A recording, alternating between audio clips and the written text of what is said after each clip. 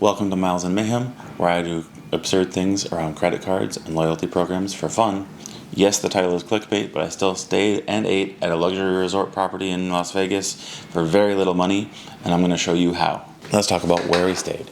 We stayed at the Resorts World, Las Vegas, specifically the Conrad in Resorts World. Our first 2 nights were completely free. Beyond that, we get given $100 in food and beverage credit and $100 in free play. Why did they give us all of this? The short version is casino statuses and matching. Last year, we took a trip to the East Coast and happened to stop over in Atlantic City. There, I took my Caesars Diamond status and turned it into all these. Most specifically, the end of this was Oceans Prime. Once you have Oceans Prime, the offer that was made available to me, and to my knowledge is still available, is to get those 2 free nights at Resorts World Las Vegas. To book your free stay, all you have to do is call up the number they give you when you match, give them your membership information, and they will book you for 2 free nights and set you up with your free food and beverage and free play. When you arrive for your free stay, first thing you have to do is stop by the Genting Rewards desk, pick up your membership card that they've already signed you up for when you called, and on that is going to be where your food and beverage credit and free play lives. So you can go to any restaurant on the property, give them your card, and you'll get $100 off during your stay. You can go to any non-progressive slot machine, stick it in, play your free play, and cash them out. In our particular case, we managed to turn that $100 of free play into $60 in cash. For our stay, they put us up at the Conrad in a king room on a lower floor. Overall, it was a very nice room, but going for just 2 nights in Vegas wasn't what we were going for. We stayed an extra 2 nights. Those 2 nights we booked on a special rate through the Hilton Aspire card. While slightly higher than the typical rate for the king room we booked, does come with an additional $100 in food and beverage credit. On top of that, the Hilton Aspire gives you Hilton Diamond status. And Hilton Diamond and Gold come with free breakfast at the Conrad. But free breakfast at Hilton, ever since the pandemic, hasn't really been free breakfast. It's been more food and beverage credits. So specifically at the Conrad, it's $25 per person. So we had 2 people, and that meant $50 in food and beverage credits daily in addition for 2 nights. In this particular case, those food and beverage credits are slightly restricted, and we only ended up using 50 out of the 100, but that's okay. If you ended up doing this, you could choose to use all of them, and I think it would be useful if perhaps you wanted to get more drinks, or you're a fan of the food available at the one spot where you're allowed to use them. It's more of a bar and grill, so you can decide yourself whether that's the kind of thing you're interested in. I may insert a photo here of what our meal for lunch that we got one of the days was. If that looks good to you, then hey, you can use both of the credits for lunches and save your extra credits for dinners or your money for gambling at the tables. Your choice. Because we did have 2 separate stays, we did end up switching rooms from the low floor king room that was included for free with our first 2 nights to this booked room for the Aspire. We did book another king room, same style. However, because the Hilton Aspire card grants you diamond status, we got an upgrade. We can take a quick look at that now. Welcome to our second room here at Resorts World. So we're going to walk right in. We got a suite upgrade because of my Hilton Diamond status. We could stick with our reservation on the high floor in the same room we had yesterday, or we could get our free diamond upgrade to a suite and go on a lower floor here. Or our last option, we could pay a discounted rate. They wanted $75 a night to get a room kind of like this up on a higher floor. The master bath, right? Nice tub, soaking tub, good stuff. And definitely some upgraded bath amenities here. In addition, that status match game that we played out in Atlantic City to get our first free night, 2 free nights, is also valid in Las Vegas. Not for quite as much value, But we did stop over to the new Fontainebleau because they were doing status matches where I turned my Caesars Diamond into Fontainebleau Silver. Fontainebleau Silver gave us $100 in food and beverage credit. We went and ate at Mother Wolf. It was very good, but it is also very expensive. So that $100 off was highly appreciated. Okay, let's break down those ClickBait numbers.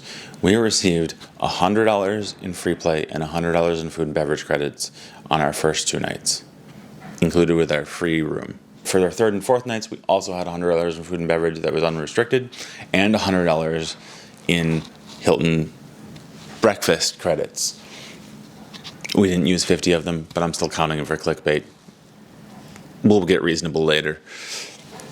And as I mentioned previously, we had $100 in food and beverage that we got from matching status at Fontainebleau. The night 3 at Conrad in the suite cost $248.30. The night 4 was by far the most expensive one. That ended up costing $488.67 to stay that night. In addition to all of the on-property credit, that Hilton Aspire card that we booked our second 2 nights for has $200 in statement credits for Hilton resort spend every 6 months. So we got $200 more back there. And Amex also put an Amex offer on the Hilton card for spending $1,000, getting $200 more off. We actually managed to spend just over $1,000 on the property, so that fit perfectly. We've gotten both of those back. That math comes down to $163 in credits back over the top of the cost of the rooms. Now, I didn't count my flights, but okay, let's get more reasonable. Let's add our flight costs in. We spent $337.92 to fly from Seattle to Las Vegas and back. However, the Aspire card every 3 months grants you $50 back on airfare purchase direct with the airlines. So we got yet another $50 off. So really, in the end, we spent probably a little under $150 a piece to fly round trip. Guess what? On top of that, using our Priority Pass card, we actually saved and didn't spend anything on dinners, both on the way there and on the way back. The way back, simple. We were in the club lounge. The food's okay, but hey, free, right? And a nice place to hang out once you're through the security before it's time to go to your gate. The more interesting part is Priority Pass restaurants in Seattle. Sadly, we're losing that soon. More details maybe in another video. Let me know if you want to hear more about that. But for now, it's still there, and we actually got $175 airport prices of free food in Seattle Airport. We even used some of that to gift our flight attendants some Ferrero Rochers. I don't feel like there's going to be a lot of opportunities left to get free Ferrero Rocher to gift to your flight attendants, but hey, I feel like it was a great idea. I would do it again. All right. So now that we talked about what we've gotten additionally for free, let's talk about where we changed the math. I only counted the $100 in free play as $60 because that's what we got back out in cash. Also, I've added all of the food money we spent on food during this stay. The first day that I had lunch, I spent $30. I got some nice tacos. I got some boba. Honestly, prices are pretty reasonable if you come from a high cost of living area. If not, be prepared to spend those strip prices. They are a little expensive, but the food court at Resorts World is not too bad. For that night, we went out to a very nice place, Kusanori for teppanyaki. We spent $270 for 2 people there. Luckily, we had just used that food and beverage credit to get $70 off of it after I'd already spent $30 for lunch. So $200. Yes, it's a pricey dinner, but you're going to do that in Vegas unless you're going to really cheap spots. So, enjoy it. The next day was the day we swapped over to the suite, to the paid stay. So we had our breakfast, food and beverage credits to use. We went over to Doghouse in Resorts World. That is where you are required currently to use your food and beverage credits that are granted from Diamond or Gold status. And it was all right. And they even had minimums on the table, so we sat on one of the outer ones where the minimum was $50 for the table, conveniently what we planned to spend for free. We got a burger, a club sandwich, some fries, a couple drinks, nothing special, and that was our $50. I can't be too sad because it was free. But I do wish they'd let you use it at Famous Foods, which is their food court space. That has so many options. That would have been an amazing thing to have. But they don't. So we went there, we had it, it was okay. Then for dinner, speaking of Famous Foods, we ended up eating at a bunch of different spots in that Famous food court type place. It is a really cool place in terms of options for food court-ish spots in Vegas. Let me know if you know other better ones that I should try the next time I go to Vegas. Then day 4, we had some lighter lunch options. I had a chicken sandwich at Street Bird, and Ika had a yogurt parfait. All in all, not too crazy. We spent about $30. Very reasonable. And then for dinner, we took advantage of that Fontainebleau food and beverage credit we had gotten for the status match and went over to Mother Wolf. At Mother Wolf, we spent $205. Got $100 of that taken off for the status match food and beverage credit.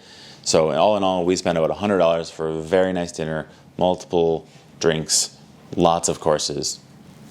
It was good. Our final day, we actually wandered back over to Fontainebleau because we were spending cash anyway at that point, and checked out their food court space. I did like it. All in all, it's a pretty nice spot. If I have any photos, I'll put a couple in. Maybe. I don't know. On top of all the food spend that I had it on here, we had to take some ride shares to get to and from the hotel, from the airport. That ended up totaling $66.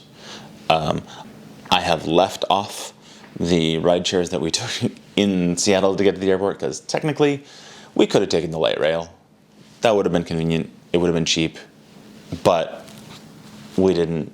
And I also included half of the yearly membership fee for the Aspire card. Since we relied so heavily on its benefits and credits, I think it's only fair to count half of the annual fee against our total value. That is because the only credits that we used are ones that are half yearly, not yearly, and we will get those other credits later in the year, most likely. For that is $275. The total is $550 for the year. It's a really strong card, but it is very expensive. So if you want me to break down more about that card in another video, let me know. I can do a total Aspire breakdown. And then the last thing that what you wanted to know, what does that total come out to? The balanced, in my view, spend minus credits, everything involved that I just went through, was $1,105. 4 nights in Vegas for that, including flights. Overall, I think I got a lot of value, and if you do this too, or anything similar, let me know in the comments how much value you got. Now, because I know I watch a lot of content where people claim to get a lot of values, let's be as harsh as possible. I am leaving off spend that was like souvenir purchase type things. I'm leaving off the wife got her nails done. But let's be fair. I'm going to give you the breakdown with being as harsh as possible on what value I got and what I spent. I added all of the ride shares that we took, even the ones that were more optional. I added tips that we gave. Mostly that includes hotel staff. Things that were related to tips with dinners, etc., were already included in the dinner costs. I also downgraded the free play from $100 to $40. I think that's probably the more reasonable amount that you will get out if you took $100 in free play and just tried cashing it out as fast as you could. Or maybe you want to play it all away. That's a perfectly valid choice if that's what you want to do. I'll take the cash. I was a little lucky to get 60, I think. I assume you can get at least 40. As well, I included the entire yearly membership fee for the Hilton Aspire card. I know I'm going to get more value out of it later, but I could stop right now and I would still have this value given. So, all in all, everything spent for this trip, including credit card annual fees, came out to $1,805.89. So let me know, do you think I got a good value? Are you going to try to repeat parts of this? Are you going to try to repeat all of this? Do you think my harsh breakdown was even too easy? Tell me everything in the comments. Let's have a discussion. Tell me what other things you want me to cover. If you want something more expounded on from this video, if you want to hear about Priority Pass and the restaurants, whether they're going away or not, leave a comment.